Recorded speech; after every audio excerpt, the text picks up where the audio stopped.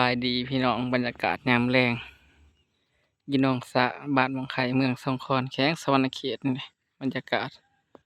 ตะเวนกำลังสิลงดินเนาะหนองสะใหญ่ตะกี้กินน้ำอยู่น้องเลยพี่น้องสมัยแต่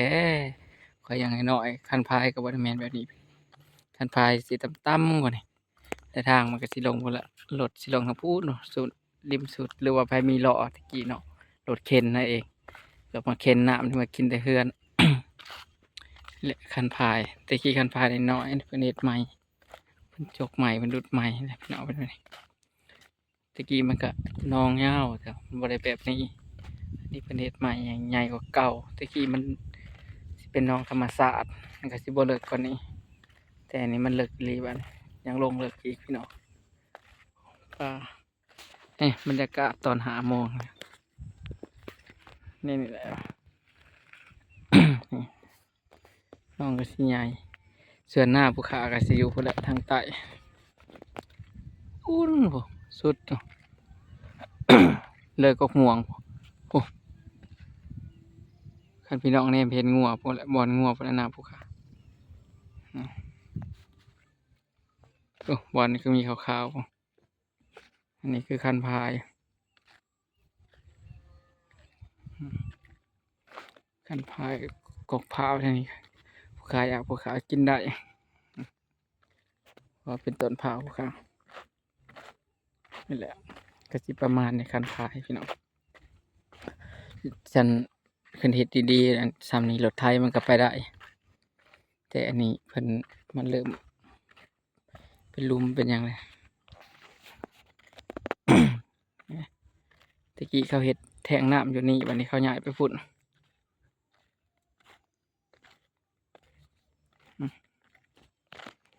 เมื่อก่อนเฮ็ดแทงน้ำอยู่นี่มันเก่ามันเนี่ยก็ย้ายไปพุ่นนี่แหละพี่น้องคือบรรยากาศบ้านเฮาก็สิประมาณนี้บ้านพี่น้องเป็นจั่งใดก็บอกกันเด้อคอมเมนต์บอกกันฝากกดไลค์กดแชร์กดติดตามมันเลยพี่น้องเด้อ นี่แหละก็จะประมาณนี้นะจ๊ะประเทศลาวเด้อพี่น้องเด้ออยู่ประเทศลาวอยู่บ้านวังไข่เมืองสองคอนแขวงสะหวรรณเขตผู้ใดเห็นอยู่ฝากกดไลค์กดแชร์กดติดตามกด Subscribe ให้หน่อยเด้อเพื่อสิได้มีกำลังใจเฮ็ดคลิปต่อๆไปเฮาสิได้ถ่ายคลิปต่อๆไปให้พี่น้องเบิ่งพี่น้องชมคือว่าใหญ่เลยพี่น้องน้องสะ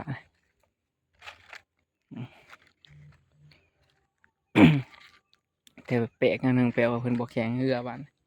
อันเป็นคือทางเขาเจ้าแข็งเรือเขาเจ้าสิแข็งเรือนี่แต่บ่แข็งเรือ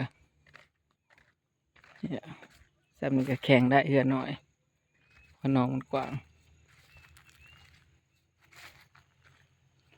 นี่แหละพี่น้องมาแต่นี่ก็สิสุดเลยอย่างละคันส่วนเบื้องหน้ามาฮอดเบื้องนี้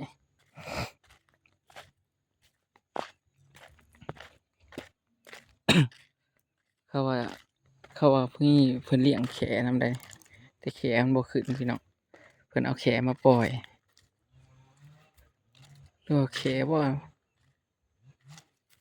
ได้ยินแต่เพิ่นว่าเพิ่นเอาแขมาปล่อยหลายตัวอยู่นี่แหละเพิ่นเอาแขลงมาปล่อยแต่สิมีหรือบ่อันคือบ่เห็นปกติมันสิขึ้นมาพิงแดดพี่น้องหรือว่าอันนั้นบ่คือพี่น้องเอาไปเบิ่งก่อนเป็นแขโอ้ไปบ่ได้ขาหัวนี่แหละพี่น้องก็จะประมาณเอาละพี่น้องวันนี้ขึ้นเฮือนก่อนขึ้นเฮือนวันนี้ทางขึ้น ก็สิประมาณในทางเข้าบ้านพี่น้องอันนี้คือขึ้นจากหนองสะใหญ่สิขึ้นไปเฮือนลุงเลยเพิ่นว่าเพิ่นไปนำมื้อเช้านำเดี๋ยวเช้ากินงัวจีนเด้อเพิ่นว่ากินงัวจีนแล้วก็ตื่นตั้งแต่7 โมงแล้วพี่น้อง ลุงไปนำหมดเทือนไปเคาะประตูยังบ่ตื่นเบ้านะโอ้ตื่นกำลังตื่นมากินหวดจีน ตัวบักใหญ่เพิ่นก็เลยว่ามื้อแรงเอามากินเด้อมื้อแรงก็เลยมาพี่น้องมาตามคำลุงสั่งนี่แหละเกินมันก็จะขึ้นไปนี่แหละรดน้ำบักจับก่อนรดเรียบร้อยน้ำบักจับเอากับปลาตอไปนี่แหละขึ้นทงหน้าเนาะทงหน้าแคมถนนใหญ่ขึ้นตรงนี้ก็จะมีถนนใหญ่แต่ว่าถนนใหญ่นะเพิ่นบ่ทันเฮ็ดคอนกรีตพี่น้องเพิ่นเฮ็ดแต่ในบ้านถนนใหญ่เพิ่นยังปล่อยปละละเลยเพราะว่ารัฐเพิ่นสิมาเฮ็ดเองเพิ่นแต่ซอยในบ้านน่ะเพิ่นเริ่มเฮ็ดแล้ว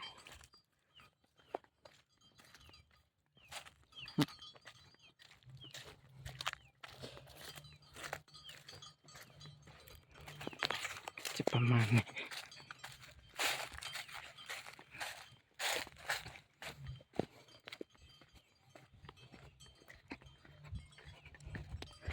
กำลังขึ้นเสียงเทือนแล้ว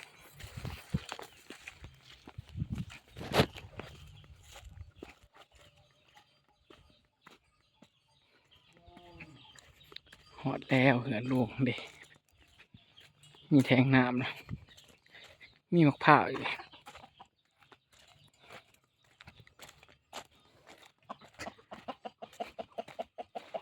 ม้านี่ม้า